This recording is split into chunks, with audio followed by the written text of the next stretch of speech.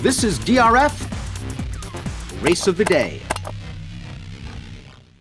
Hi, everybody. Dan Illman, Mike Beer, the DRF Race of the Day for Wednesday, July the 21st, race number 9 at Saratoga. Before we get to the analysis, remember the new deal on the DRF Bets app. It is a good one.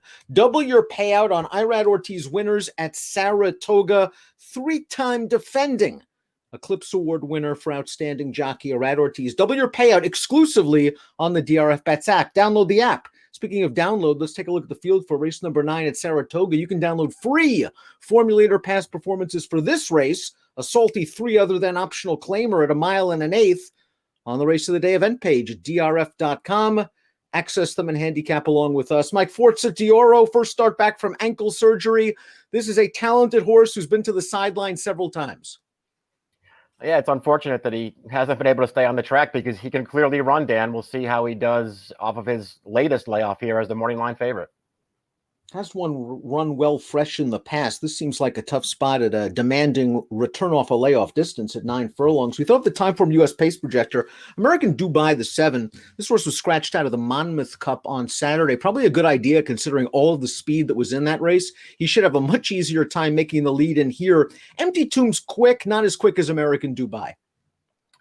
I mean, I guess he'll make the lead in here. You're right, Empty Tomb. He has speed, so I wouldn't be surprised if he came out running the horse down on the rail, West Willpower. He also has speed. It would be interesting to see if Rosario wants to come out of there running and secure the rail with him. Listen, maybe the pace won't get fast. There's a chance that it could. West Willpower is a really interesting horse for trainer Kelly Breen.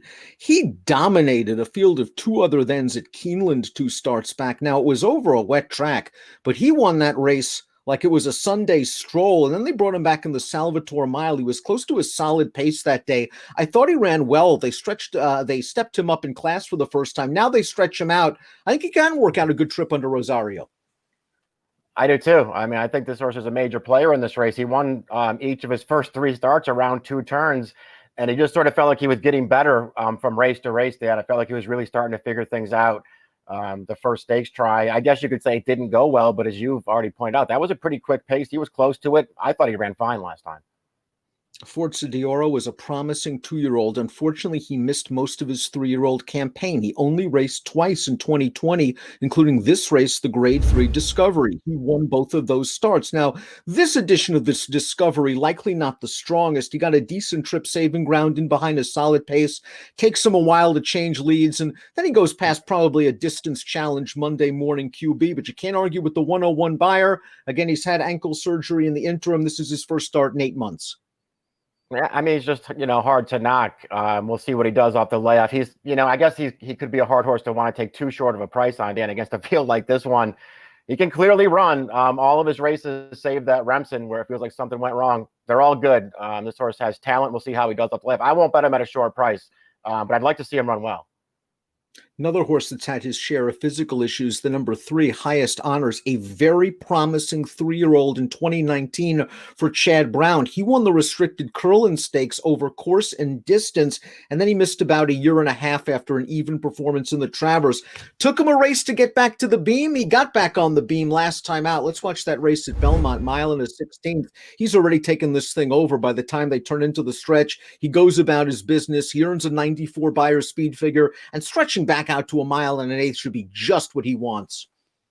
I think so. This isn't the strongest field in the world that he's beating here, Dan, but I just like the way that he did it, especially as compared to his first race off the layoff, which it just looked like this horse seriously needed. He got very tired in that race. He took a big step forward in here. He was always cut out to be a good one. They asked a lot of this horse very early on. I thought he acquitted himself well. One more step forward. I think it's well within his grasp. Core Beliefs is an interesting horse for Luis Saez. He hasn't won a race in over 2 years, but he won the Ohio Derby at 3. He won the New Orleans Handicap at 4. He only raced a handful of times in 2020, and his most recent start was his first race off of a long layoff, and he was far from embarrassed. I think that's a good building block performance for trainer Brian Lynch.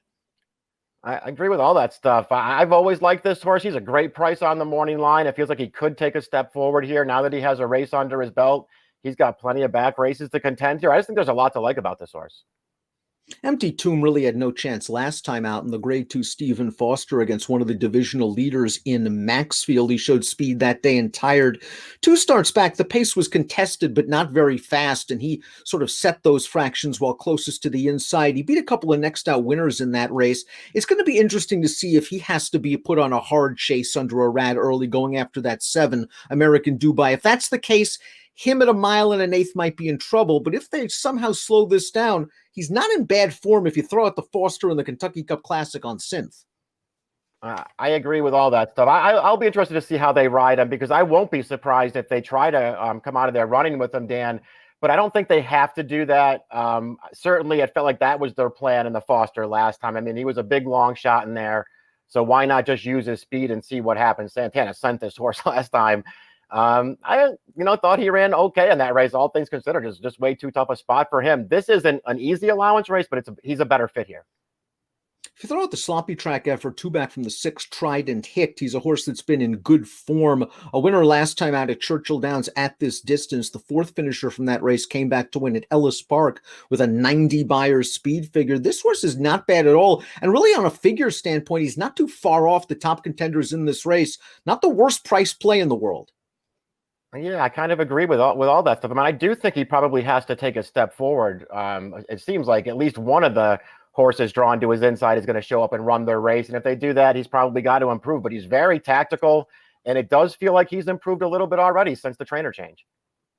Likely pace setter, the number 7 American Dubai, dominated them in his first start off the Robertino Diodoro claim for 62.5 at Oaklawn at this distance. He beat Bankit, who's really turned into a nice New York bred for Steve Asmussen. Speed seemed to be the order of the day that day at Oaklawn. Maybe that sort of flattered his 99 Buyer performance. Last time out, he was in a very tough stakes race at Churchill.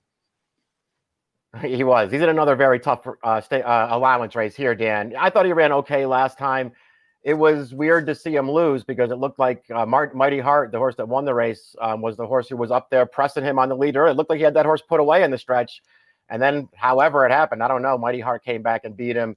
I know he ran a fast race 2 back. I wasn't blown away by that performance from this horse. He's going to be a great price. So I don't want to knock him, but I'm not betting him to wire this field. Mighty Heart, the 2020 Queen's Plate winner, came out of that blame to win the Grade 3 Dominion Day on his preferred Woodbine synthetic service with a 96 Buyer. Night Ops, the runner-up, second in last week's Grade 3 Monmouth Cup with a 99. Let's take a look at our top picks for the Wednesday race of the day. Forza Dior, I think we're both rooting for this horse to do well because he has a lot of talent. I just can't play him at a short price off such a long layoff. Highest honors to me, I just think works out a really good trip in the second flight for Chad, Mike, and he might actually be a playable price if the folks go overboard on Forza Dioro.